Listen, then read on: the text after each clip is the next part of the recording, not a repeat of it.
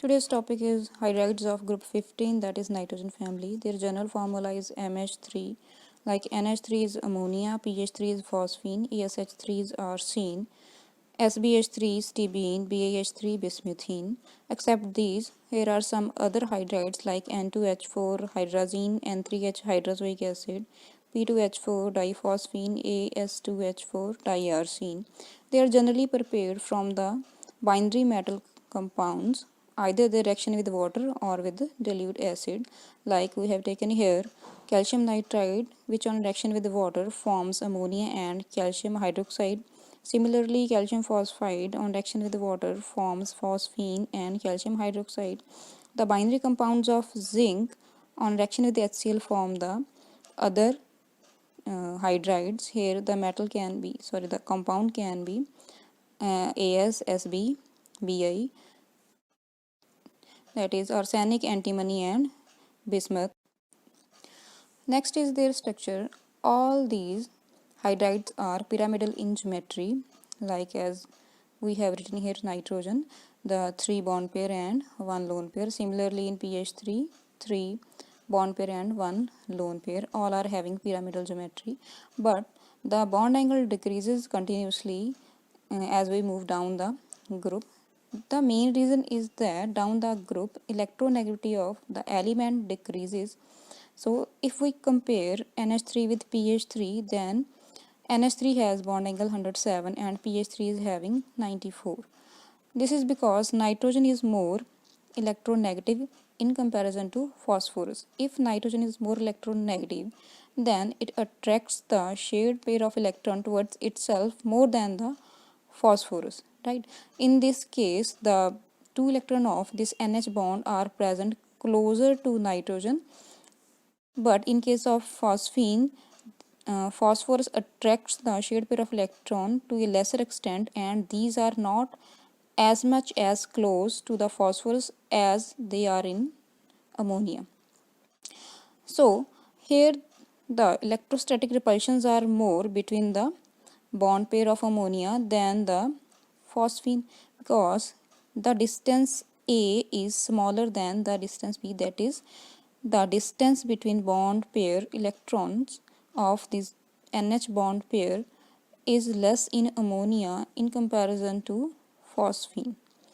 Distance A is less than B. So more electrostatic repulsions are there in case of ammonia rather than in phosphine. So their bond pair will get repelled from each other and their bond angle gets increased. Here repulsions are less, so its bond angle is less. So that's why bond angle of ammonia is 107 and that of phosphine it is 94. Same pattern is followed by the other elements. So the bond angle decreases as we move down the group in their hydrides. Next is their basic strength. As we move down the group, the basic strength of the hydride decreases. If we consider the concept of electronegativity, then nitrogen is having maximum electronegativity in this group, and down the group electronegativity decreases continuously. Right?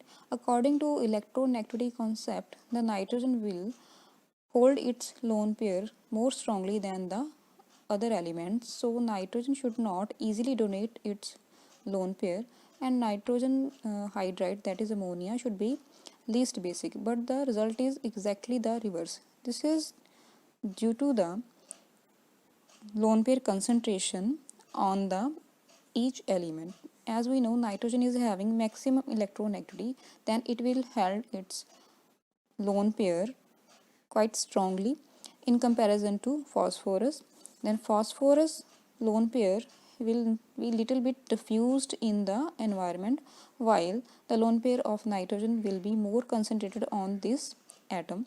So the electron density of this lone pair is highest, than the electron density of other elements decreases, so it will donate its electron pair with more efficiency because it's having highly concentrated lone pair, while the other elements are having less concentrated lone pair. So ammonia will act as strong base and the basic character decreases down the group because the electronegativity decreases and their lone pair is more and more diffused in the environment, and due to this diffused lone pair their electron density is minimum. Then comes their thermal stability and reducing character. As we know that nitrogen is small element, it will bind with the small hydrogen atom to a stronger extent, as we know that small interactions are there. And if we take the example of bismuth is a large metal and its bond will not be strong with hydrogen because this there will be large small interaction. So maximum thermal stability will be in ammonia and least will be in bismuth hydride. So down the group their thermal stability decreases. So if thermal stability decreases, then bismuth hydrogen bond is having more chances to get broken. So bismuth hydride can donate its hydrogen more easily. So down the group the reducing character will increase while their thermal stability will decrease. Next is their boiling point. The ammonia is having high boiling point due to the hydrogen bonding in it. As I have shown here, all the atoms of ammonia are forming hydrogen bond. Each atom is so forming 4 hydrogen bond. There are a lot of hydrogen bonding between the two molecules. So its boiling point is quite high due to hydrogen bonding. But among other elements there is no hydrogen bonding and the boiling point continuously increases as we move down the group. This is because as we move down the group the size of each element increases, so the hydride size will increase, due to which the van der Waals forces will increase and hence the boiling point will increase. But ammonia is exception due to its hydrogen bonding, intermolecular hydrogen bonding. Next is ammonia. Ammonia is prepared in industries by Haber's process. In Haber's process, 1 mole of nitrogen, when combined with 3 mole of hydrogen, it forms 2 mole of ammonia, and a large amount of energy is released. So this is a exothermic reaction. The following condition favor this reaction. First is low temperature. As I have already said that this is exothermic reaction. This much amount of energy is getting released. Exothermic reactions are always favored at low temperature. The low temperature is approximately 400 to 500 degrees centigrade here. And second is high pressure, which is 200 to 900 atmosphere. This is according to Le Chatelier principle that if we increase the pressure, then the equilibrium will shift toward that side or that direction where the number of moles are less. As in case of product there are number of mole is 2, and in case of reactant we are having 1 mole of nitrogen and 3 of hydrogen, that is total 4 number of moles of the reactant. So 2 is less than 4, so the reaction will shift toward less number of moles, that is toward the product ammonia at high pressure, which is 200 to 900 atmosphere. Third is high concentration of reactant. If we take the high concentration of reactant, automatically product concentration will increase according to the Chatelier principle. And last one is catalyst. Here iron oxide and potassium oxide and aluminum oxide, mixture of these 3 oxide is used as catalyst to form a better yield of ammonia. Here are some reactions of ammonia. Ammonia is a base. To prove this, when it reacts with water, it forms NH4 positive and OH negative ion, and a base is that which gives OH negative ion. So this reaction proves its basic nature. And second is its reaction with acid HCl. On reaction, it forms ammonium chloride salt. So this reaction also proves its basic nature.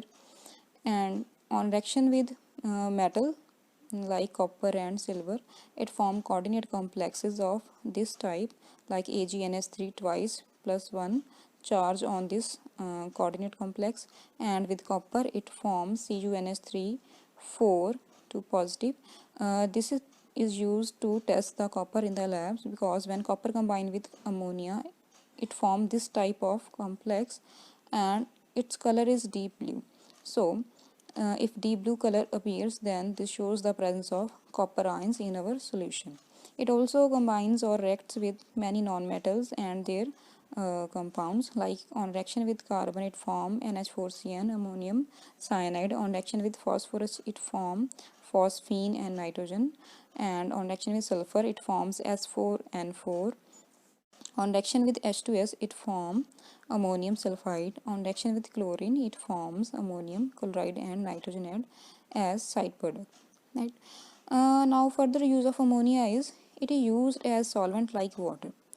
Its properties are like water because water dissociates into positive and negative ion, that is H2. If we take two H2O molecule, then it will form H3O positive and OH negative ion. Similarly, ammonia, 2 moles of ammonia form positive and negative ions, that is NH4 positive and NH2 negative ions. So this property resembles with water, and as we know that water is universal solvent, so ammonia can also, liquid ammonia, here I am again mentioning that liquid ammonia can also be used as a solvent. Next hydride is hydrazine N2H4. It is prepared by Reszik's method. In this method, 2 moles of ammonia on reaction with sodium hypochlorite in basic medium provide us hydrazine and NaCl and water as side product. Here we use alkaline sodium hypochlorite as solution, as I have written here sodium hypochlorite, and aqueous alkali means basic solution of this sodium hypochlorite. Here glue or gelatin is used as catalyst, and the product obtained is 60 to 70% solution, and when we distill this 60 to 70% solution, then we get the concentration of 85% as the hydrazine product. Next are their chemical properties. First is action of air. Hydrazine when reacts with oxygen, then it forms nitrogen and water, and large amount of energy is released. It is highly exothermic reaction. So due to this, sometimes hydrazine is also used as rocket fuel because it provides immense amount of energy. Second is its basic nature. It is a diacid base because two nitrogen are present here, and each nitrogen is having a lone pair which will combine with two HCl molecule to form NH3Cl NH3.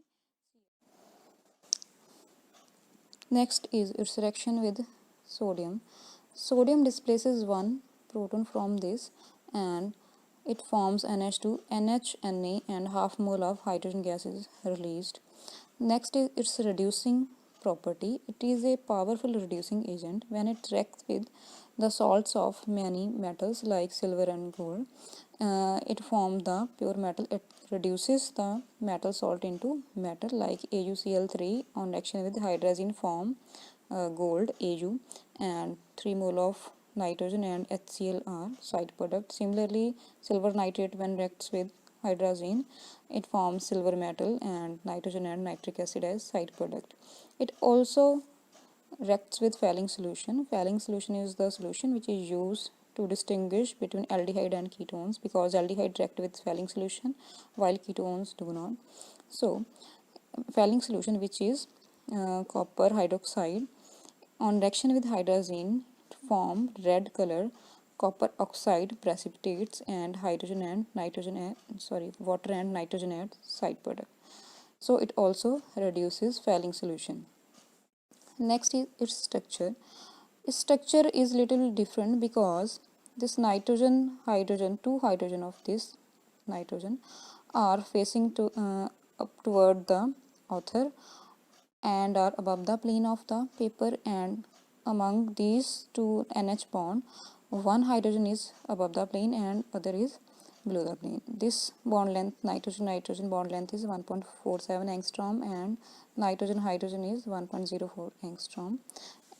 As I have tried to show this structure through a model, like these are two nitrogens, one nitrogen and second nitrogen, then this hydrogen and this hydrogen, these are towards the author and above the plane of the paper. If these two nitrogen are in plane of the paper, then these are above the plane of paper, and one hydrogen of this nitrogen is toward the author or above the plane, and this second one is below the plane of paper. And this nitrogen and this nitrogen both are having one lone pair. Its lone pair will be this like, and its lone pair will be below the plane of the paper. The third hydride is hydrozoic acid. As a name tells us that it is acidic in nature, while the other two hydride, ammonia and hydrazine, were basic in nature. It is highly explosive and toxic liquid. It is generally prepared from sodamide.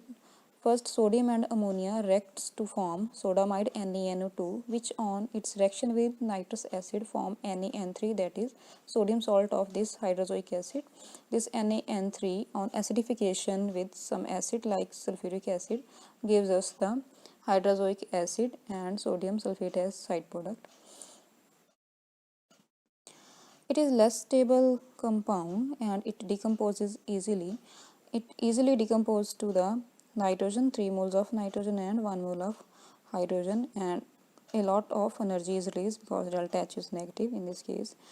It is acidic in nature and it is a weak acid. Its acidic strength is equal to the acetic acid, which itself is a weak acid. So it decomposes as, it provides 1H positive and N3 negative, that is azide ion.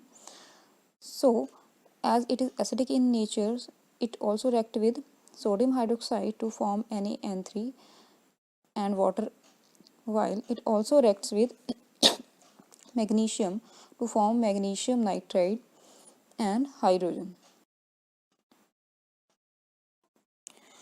It salts with heavy metals like lead and barium, that is lead azide and barium azide, are highly explosive, and these are used in detonation caps of the bombs because they explode very violently on being struck sharply on the ground. It on reaction with platinum surface provides ammonia, 2 moles of ammonia, and on oxidation it forms nitrogen and water. This oxygen comes from the acidified solution of KMnO4, and its structure is like this. The two nitrogen are having triple bond, next is having single bond, and this nitrogen is bonded to hydrogen. If we see carefully that this nitrogen is forming 4 bonds, but actually nitrogen forms 3 bonds, so this nitrogen will have positive charge while this nitrogen is forming only 2 bonds, so it is lacking 1 bond, so it has 1 negative charge. This structure may further resonate, that is this negative charge will go to this bond, and this nitrogen and this nitrogen will form double bond, and this triple bond shifts to one nitrogen. Then this nitrogen again has 4 bonds, so it will be positively charged, and this nitrogen is having 2 bonds, this will be negatively charged, and now this nitrogen having 3 bonds, it will be having no charge on it. Then phosphorus form two types of hydride. First is phosphine and second is diphosphine. Phosphine is having formula pH3, diphosphine is having formula P2H4. Phosphine is prepared by the action of water on calcium phosphide. It forms calcium hydroxide and phosphine. In labs, it is prepared by the action of sodium hydroxide solution on phosphorus, which forms sodium hypophosphite and phosphine. Whenever we prepare phosphine, diphosphine is always prepared along with phosphine as impurity. Pure phosphine is never combustible, but diphosphine is highly reactive and combustible substance. So whenever we prepare this, then it causes fire. So to avoid this fire, we pass this product mixture through a tube. This tube is placed in a cooling mixture. Whenever we cool this mixture, then for diphosphine, that is P2H4, gets condensed in the tube, and we get the pure phosphine as outlet from this tube. Phosphine is colorless gas having rotten fish like smell, and it is highly poisonous and it is heavier than air. These are some reactions of phosphine. On heating, it decomposes to its element, that is phosphorus and hydrogen. On reaction with oxygen, it forms HPO3 and water. On its reaction with HCl, it forms PH4Cl. Similarly, on reaction with HBr, it forms PH4Br, and its reaction with HI, it forms PH4I. On reaction with many metal salts like copper sulfate, it forms the black precipitates. That is, when combined with copper sulfate, it forms copper phosphide. On reaction with silver nitrate, it forms silver phosphide. Both are having black color. Black precipitates are formed in such kind of reactions. Now, what is the use of phosphine and diphosphine? It is used in the formation of Holmes signal. These signals are used for ships to know about the position of rocks in the sea. Actually, what happens that we take a perforated base vessel. We take a vessel having perforated base, and in this vessel we add a mixture of calcium phosphide and calcium carbide, and there is hole on the roof of this vessel. Whenever we throw this vessel in sea, due to this perforated base, water comes into this vessel, and these two reactions take place. Calcium phosphide on reaction with water form phosphine and calcium hydroxide. Here, along with phosphine, diphosphine is also formed, and when calcium carbide reacts with water, it forms acetylene and calcium hydroxide. When phosphine and diphosphine are formed, then it causes fire, which ignites the acetylene formed in this second reaction. So acetylenes burn with the red flame, and we can see the red flame is coming out from this vessel. So this red flame or red light indicates the presence of any kind of rock in the sea. So it is useful for the ships during the night time where we can't see any kind of rock. Second hydride is diphosphine. As we know that diphosphine is formed. This is formed along with the synthesis of phosphine. So it is prepared in the similar manner. That is, when water reacts on calcium phosphide, it forms calcium hydroxide and diphosphine along with this phosphine. It is colorless, volatile liquid, and thermally highly unstable, and it easily catches fire. This happens because diphosphine is unstable species, and it first decomposes to form phosphorus and phosphine. This phosphine on reaction with oxygen form P2O5 and water. This is highly exothermic reaction. So due to this high energy, it explodes in air. It also acts as a good reducing agent. Whenever it reacts with oxygen, it forms phosphorus and water, and its structure is same as that of hydrazine, that is N2H4.